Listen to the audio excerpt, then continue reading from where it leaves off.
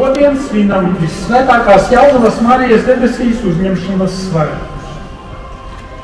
Jaunava Marija ir unikāla ne tikai tādēļ, ka ir Jēzus Kristus māte, bet arī tādēļ, ka ir pirmais cilvēks, kurš ir uzņemts debesīs gan ar dvēseli, gan ar miesu. Tas mums sniedz vismaz 3 iedrošinājumus.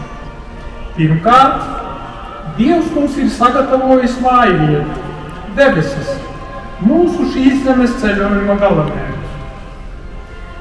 Otrkārt, Dievs grib glābt visu cilvēku, ne tikai dvēseli, bet arī miesu.